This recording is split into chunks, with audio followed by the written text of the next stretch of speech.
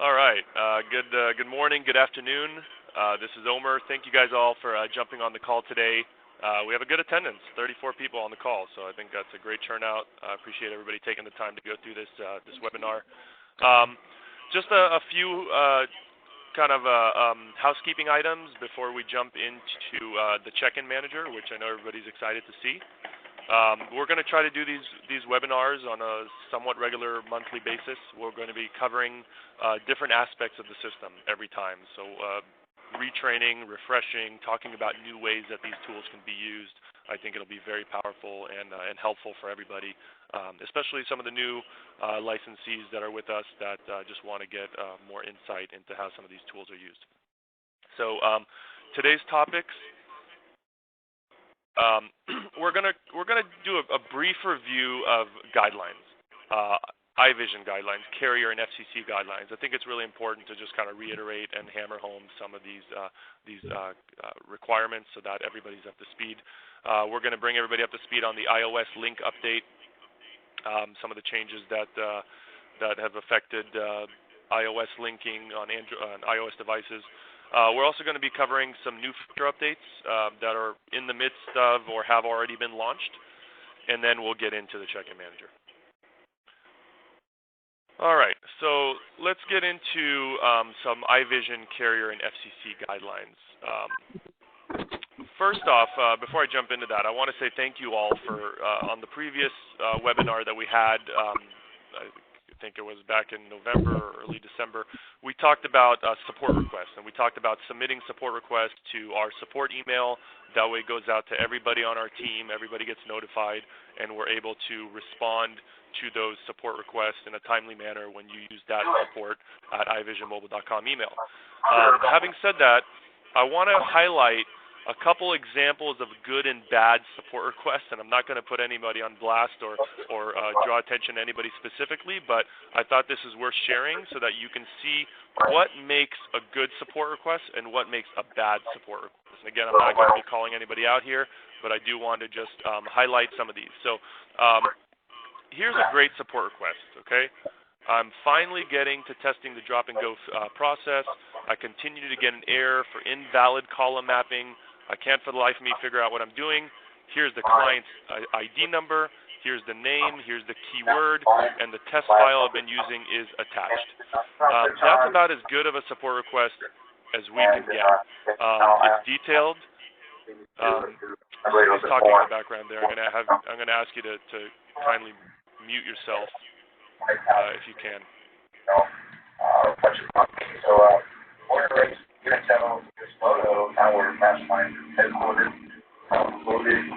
Okay.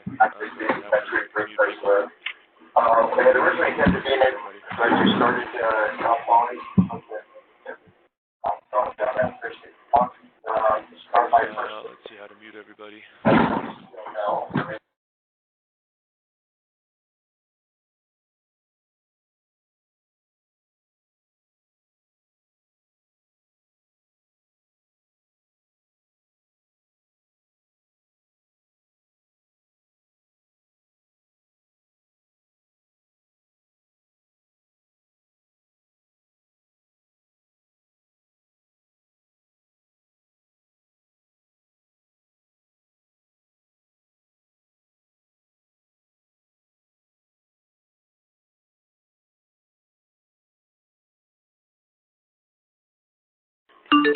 Okay, looks like I muted myself in the process as well, so I apologize for that. Okay, so please everybody, if you're in an environment where there's talking going on, just go ahead and mute your phones so we can get through this call. This is a great support request, right? It's detail-oriented. It gives us very specific information on usernames, what the issue is, what the keyword is. There's a file attached. Let's look at a not-so-good example. Tried updating the birthday club message in the new platform, and it wouldn't save the changes. I switched to the classic format, and the changes saved.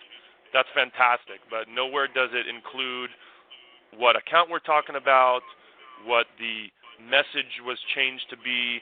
There's really no information on this support request, so we couldn't do anything with this one. It was completely unhelpful. We had to now follow up to try to get more information. So I want to really try to impose on everybody, when you're submitting a support request, it's really important that you provide as much information as possible. Here's another really good one. Hey all, I'm trying to customize the labels in the web form wizard. I've run into a snag when I change this to that. It doesn't save. It refreshes and the changes don't persist. Here's the account, different versions of operating systems or browsers that are used. This is really helpful. This helps guide us right to where this person is having an issue, so we can address that support in a request in a timely manner. So just kind of reiterating, when you use the support email, give us information. Give us as much information as you can to document the issue, screenshots, videos. Levi is actually really good, one of our licensees who's on the call, at recording a video. He uses Hi-Fi, or I can't remember the name of the app, but it just allows him to do a screen grab, a screen capture of exactly what the issue is, and then he forwards us the link, and we're able to then review, the video that he sent us, where we can actually see the process of what he's trying to do. So the more information you can provide, the better when it's all said and done. All right, vape stores. There's been some confusion, some questions regarding vape store activity. So yes, you can run those campaigns on shortcodes. Those are allowed. However, you must use 18 and over age verification. We do have an 18 plus age verification filter. If you want us to walk you through how it's used, reach out and we're happy to set up a call to review this with you. It's really, really important that any vape store that you have using the system uses age verification. Medical and recreational cannabis cannot operate on a short code. It has to use long codes. This is a carrier and FCC requirement because federally cannabis is still illegal. The carriers are federal carriers, and therefore they abide by the federal rules. So it's really important that none of our clients or their users use a short code for medical or recreational cannabis. If we find you using a short code for this type of messaging, we will turn off the campaign and ask questions later. We don't want to do that. We don't want to unilaterally disable a campaign, but we are ultra conservative with how short codes are used on our system, and rightfully so, because we want to ensure that the short code doesn't get disabled, for that matter, and we all stay in business, right? So it's very important that if you are going to do anything involving cannabis, CBDs, things like that, must use long codes. We can provision a long code for you in one day. It's really simple. So please let us know if you have that need, and we're happy to get a long code provision for you. And once again, 18 plus age verification, very important on those types of campaigns. All right, moving on. FCC and carrier call to action requirements. There's still some confusion with some licensees as to calls to action. So when does a call to action need to have these requirements? When does it not? I saw some great examples of bad call to action. I wasn't able to save screenshots on it because it was a Facebook ad that disappeared. But 7-Eleven was doing a text to win, and they just had the short code and the keyword, and there was no disclaimer, no consent language at all. That's a clear red flag, right? Those are the types of call to actions that will generate demand letters from lawyers trying to get payouts. They could potentially generate a class action lawsuit. We want to avoid those as much as we can by any means possible. And so it's really important that when you are working with your users, you communicate with them clearly what needs to be on the call to action. Program name, for example, Joe's Pizza VIP Club or Mobile Club or Text to Win. The frequency of the messages is important. You need to disclose to the consumer how many messages they're getting as part of the program. Are they getting one message per entry? Are they getting 4 messages per month? Are they getting up to 30 messages a month? We have some clients that deliver 30 messages a month, so it's very important that you communicate clearly on the call to action what that person is signing up for. And I know some of this is a lot of people are kind of in tune with this already, but I'm going to cover it again just to be on the safe side to make sure that we really hammer it home. Stop and help information. Reply stop to cancel, reply help for help. This needs to be in bold-face font, so you'll see how it's kind of bolded out. They really, the carriers really want to see that bold. Message and data rates may apply, also very important. And then terms and conditions, privacy policy, URL, or link. So if it's a web-based call to action, include a link. If it's a call to action that's going to signage. Is under the bar, that thing. And then lastly here is the Tcpa disclaimer. It's upstairs in the attic. Lastly here is the Tcpa disclaimer. This applies if it's ongoing marketing. Only if it's ongoing marketing, but it is very important. So you have to say, I agree to receive automated text alerts from the program name. Consent is not required to buy. Now, there are variations of that, right? Consent is not required to purchase goods or services. Consent is not required to use our, use our establishment. So you can, have variations of that language, but this is really kind of the baseline language here that you should use. This applies when there is ongoing marketing. So it's really important that if you're using ongoing marketing, it's not enough just to have these bullet points here. You must also have the Tcpa disclaimer. Like I mentioned previously, there are enterprising lawyers out there nationwide that are looking for promotions that are not compliant. They are looking, they will opt in, and they will sit on those messages for a year, 2 years, 3 years, however long it takes, and next thing you know, your client's getting a demand letter from a law firm saying that you are in violation of Tcpa.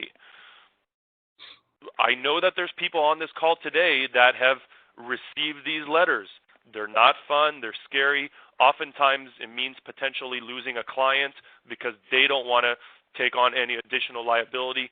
So please, the best thing that we can do to prevent these types of issues is just to make sure that the call to action references all the required verbiage that you see here. Okay, and if anybody has questions about this, feel free to follow up with me or anybody on our team, and we can get into more details. All right, iOS link bug update. So as you all know, that there was an issue plaguing iOS devices. Not all devices, but most devices, to my knowledge, where using a $sign or the word dollar in your text message was basically disabling any links from getting clicked, from being clickable, I should say. This was an iOS thing. It's been resolved, to my understanding. Now, I don't have an iOS device, but we've been able to test it successfully, and there are two ways that you can overcome this bug. One is to use a dash in between the number and the word dollars, like you see here. And then using $2 signs instead of one, for example, $sign, like you see here. These will resolve the hyperlink issue. Now, I want everybody to note that we cannot control how a text message appears on the phone.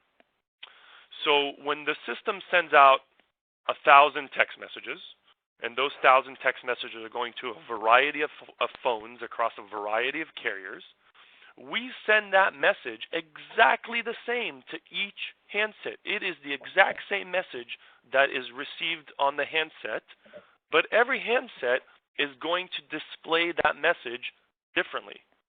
It depends on the messaging app that you're using, right? There's iMessage, there's Message Plus for Verizon, there's Verizon messaging, there's a variety of different messaging apps out there, and each one has its own intricacies and displays messages differently. So it's really important to understand, well, we cannot make that link clickable. The phone is what determines if that link can be made clickable or not. It's really outside of our control. So there's nothing that we can do on our end to resolve the issue. Other than just kind of, following these issues, these resolution options here. Now, Levi did ask about notification texts. So on the previous slide here, we talked about the Tcpa disclaimer if ongoing marketing, and there was a question here about notification text alerts like restaurants or haircut alerts, letting you know when your stylist is ready, things like that. That's what we call transactional messaging. Transactional messaging is more one-on-one. It's not broadcasting out to a large number of subscribers. It's really more specific to business-related activity. Transactional messaging is not considered ongoing marketing, and it is exempt from Tcpa. So you're going to have some clients that are not using the system for marketing. They might be using it for non-marketing communication.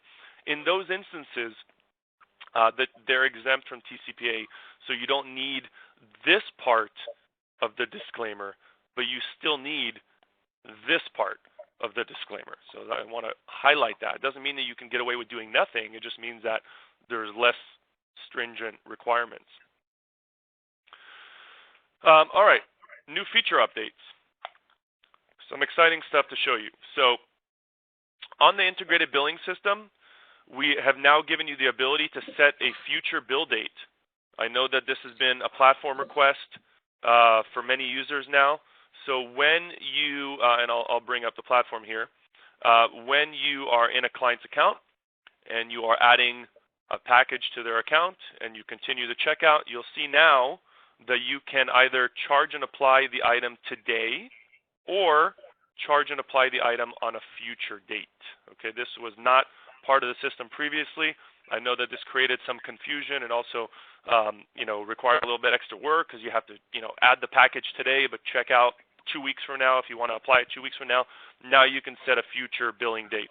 So this will hopefully help optimize your experience a little bit on the shopping cart. The other enhancement that we are making that I don't believe is live yet, but should be live here very soon, is the ability to set a shopping cart to invoice only with no charge. I know that many licensees are billing outside of the system. They're collecting checks, they're doing ACHs, whatever the case may be, and they want to have the system generate an invoice but not necessarily charge a card. So we have added or are in the process of adding the ability to do an invoice with no charge.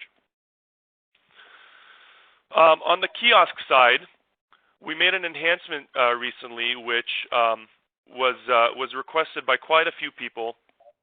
And what that does essentially is it requires a customer to sign up first using the join and data capture before doing a regular check-in. And so the easiest way to kind of review this is when you're in a kiosk and that kiosk has 2 buttons, right?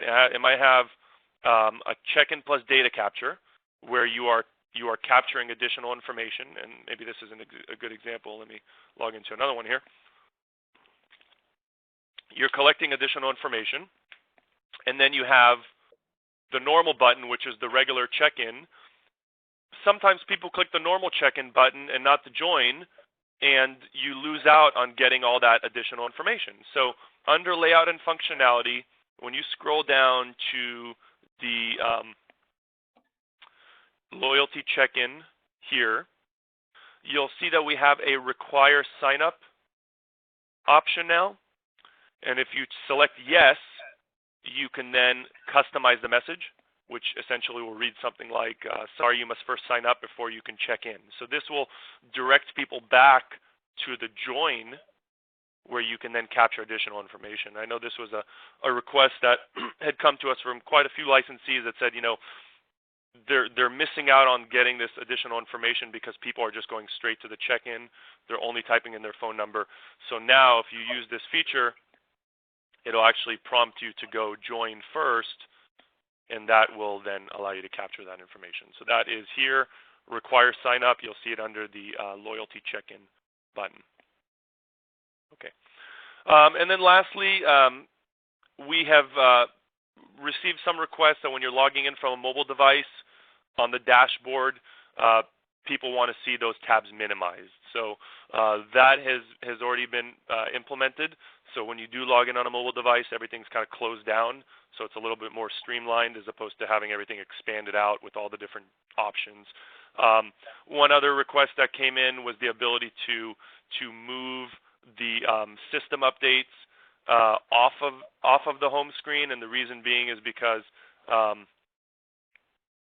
what happens is when you log in from a mobile device, it's like the first thing you see, and so we understand the need to maybe make that a little bit more kind of off to the side.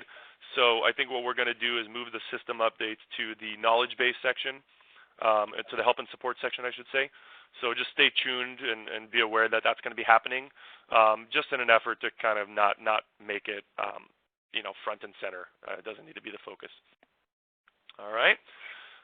So those are some of the new feature updates, and there's more stuff in store. So we're constantly trying to crank out new stuff.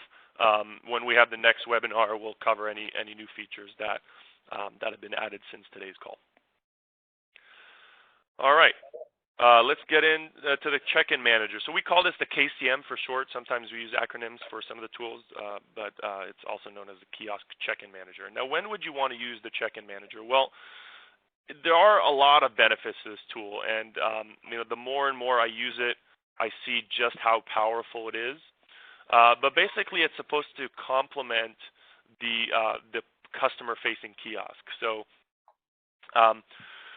it allows you to manage that kiosk activity by giving you a back office screen where the employee can then see that activity and manage that activity.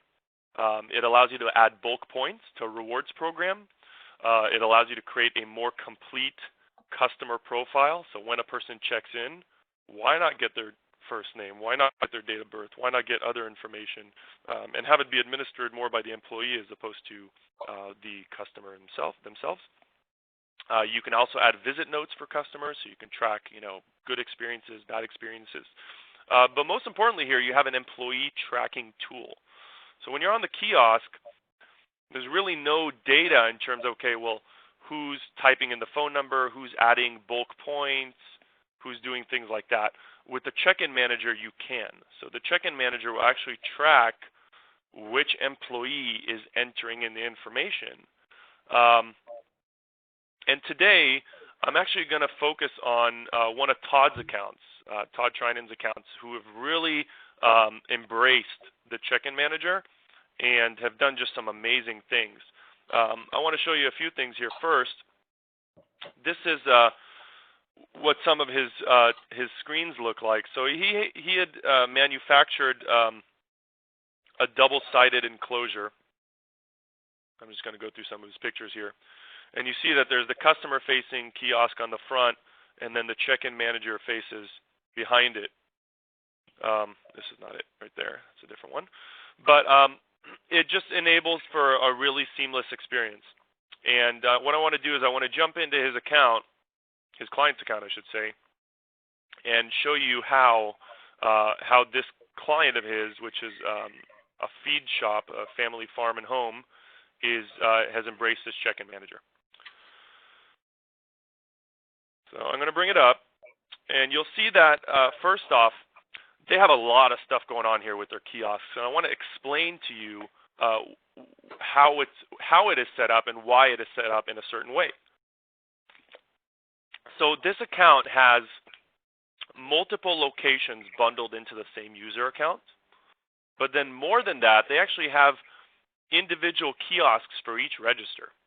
So you see here it has, Ozark register 1 through 5, Rolla registers, 1, 2, 3, 4, 5, Paola registers 1, 2, 3, 4, 5, 6, St. Joe, and it kind of goes on and on. They have 36 different kiosks created, and then those kiosks are then grouped in to the individual location. So there's a group for the location which combines all of the registers for that location. Okay, so I want to give you some kind of background in terms of how this is all set up. And you can go in and you can see that, it kind of goes on, and you can see that these kiosks are all kind of split screen kiosks that allow you to join and view rewards, and he's done a great job designing these things out. But more importantly, it's really the infrastructure behind how these are all set up. So the check-in manager then has different logins, different pins for each employee. So each employee has a unique pin that they use to access to access the check-in manager.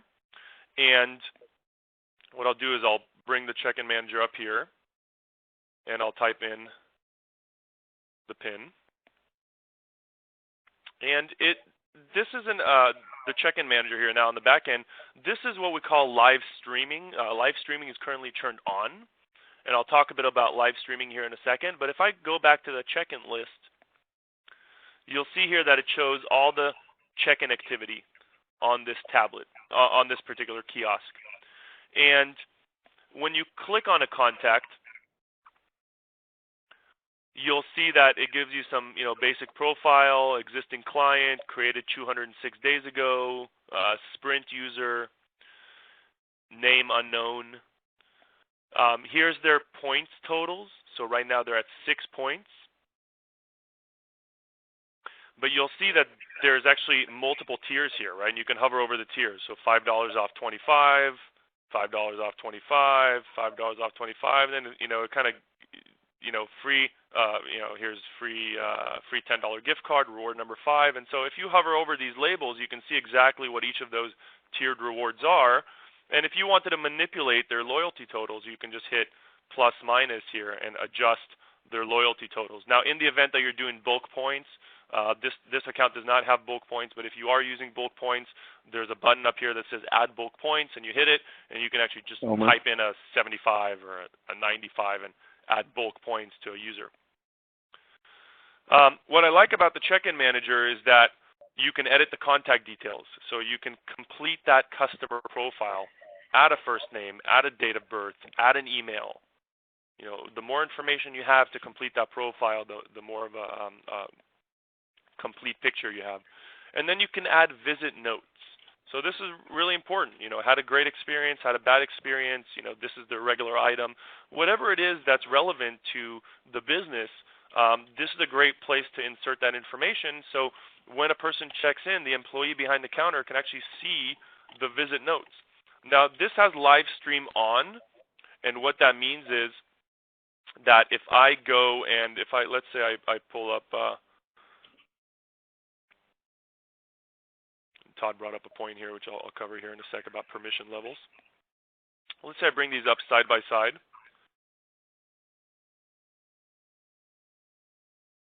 Okay, this is all responsive, so it does adapt to the screen that you're on, which is really nice. So if I go in here and check in on the kiosk, and I'm going to type in my office line here, you'll see because the live stream is on, as soon as I hit enter, he said loading most recent check-ins, and then it refreshes. Looks like it's thinking about refreshing.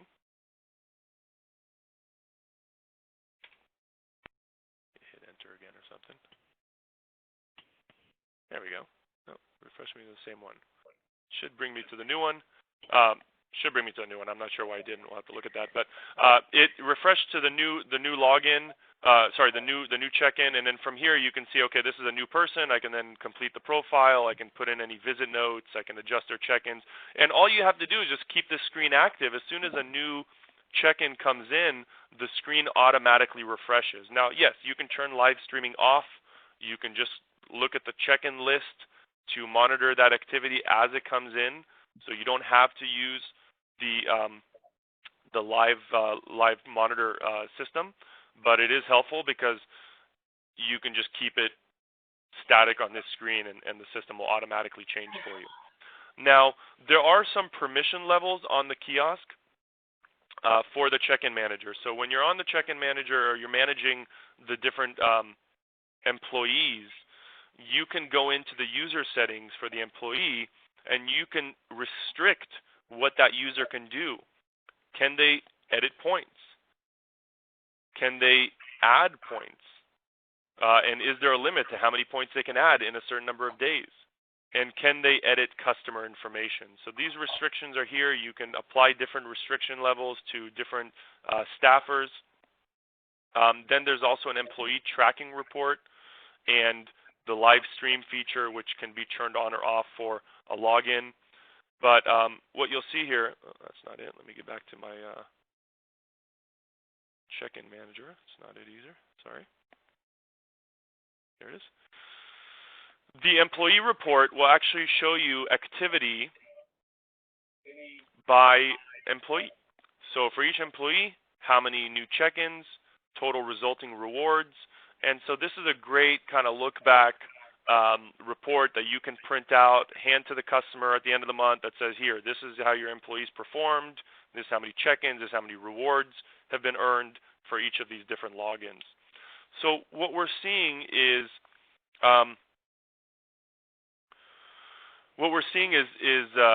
you know, this has become a really nice supplementary product and tool for the kiosk. And in some instances, we have some clients where it's actually replaced the kiosk. So the kiosk goes away, and now this is just a back office tool that's administered by the employee. You know, I think there's value both ways. I think the kiosk is a great customer-facing display when you have a kiosk because, you know, consumers like digital screens, they like touching them, they like interacting with them, and you can showcase, you know, promotions, special offers, things like that. But then having the check-in manager in the, you know, in the back office kind of facing the employee allows them to monitor that activity as it comes in. So it's a very powerful tool, and it actually much more robust than 5-star loyalty. So those of you who have come up against 5-star loyalty in the recent months, and they tout that the fact that they have their dual screen solution, you know, this dual screen check-in manager really puts their tool to shame, I feel. So it's much more dynamic, a lot more features, and we are, you know, just getting all the feedback now on this tool to really try to make it as powerful as it can be. So we're taking a lot of the feedback that we're getting from Todd and from his clients and any other clients that are using this tool currently, and we're trying to reincorporate that back into the technology here. Okay, so that's essentially the overview of the check-in manager here. There are some questions here. Let me just read through them. You can look at the chat bubble too to see some of the notes that were put in. So Levi posted information on his hi-fi screen recording tool that he uses, which actually works really great. It looks like it's just a Chrome extension. He's posted a link to that. That is super helpful when submitting support requests. So they use it implicitly, and I strongly encourage you all to do the same. It's really eye-opening. It helps us really document the issue and then go back and resolve it if there is one. So he provided a few of those. Notification text, we covered that. More of a symbol. Let's see here. So, Todd, the account has a lot of POS terminals. Do you use live stream, or if multiple people are checking in at the same time, is it confusing? So you do leave the stream Let off? me speak to that real quick. It's actually something that's very important. That the way the live stream works is only works for the kiosk check-in manager that's attached to that kiosk. So if you actually go back to Todd's account, you'll see that he has eight registers. Okay. So he has Harrisville 1, Harrisville 2, Harrisville 3, Harrisville 4, Harrisville 5. He has 8 different registers, and each register is its own check-in manager. So when someone checks into register 3, it only shows in the live stream for register 3, and so on. Okay? Now the user set is grouped. So if you have this scenario where you have multiple registers, and you're going to have, if you have a scenario like this, and you're going to have multiple registers with multiple streams going on, each stream is unique. Consult us, talk to us, because we can then show you how it works. Because this is an advanced integration when you have multiple screens, multiple registers. But Todd has already paved the way and worked it out so that it works well, and it's working well in his environment right now with 8 registers, and he has 5 stores, all using between 5 and 8 registers each. So it's a little bit of setup work, obviously, but it's a bigger account, so he's happy to do it, and that keeps confusion down.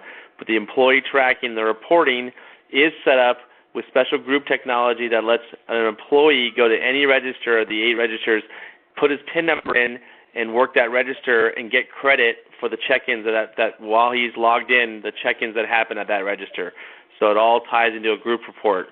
And it's one of those things, like I said, you have to just really call us and let us explain it best to you if you have this type of client. Omer? Thank you.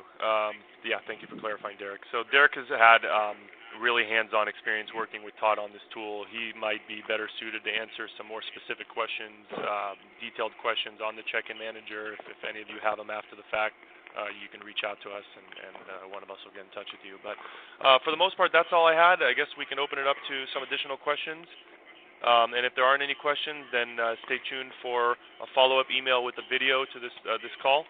And then, down the road here in the next few weeks, we'll send out another invite for the next webinar. Todd wants to say something.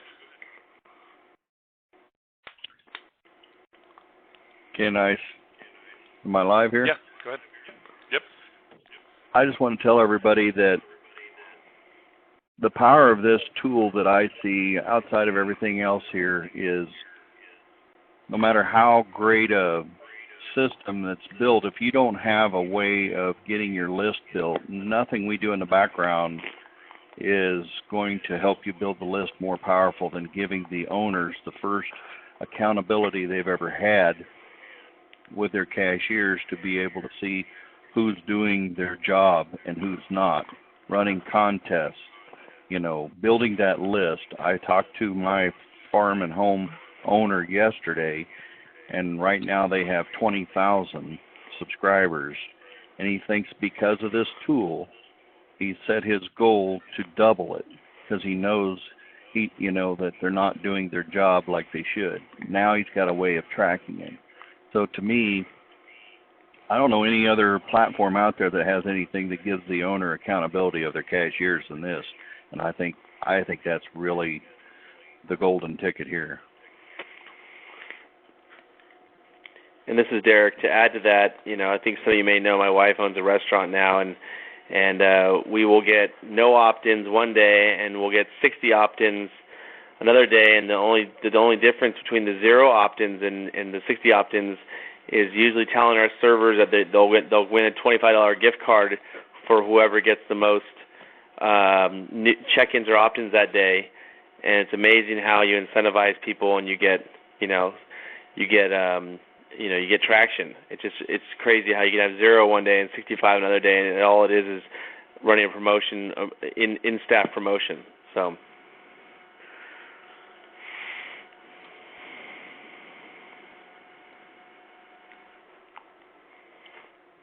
All right, fantastic.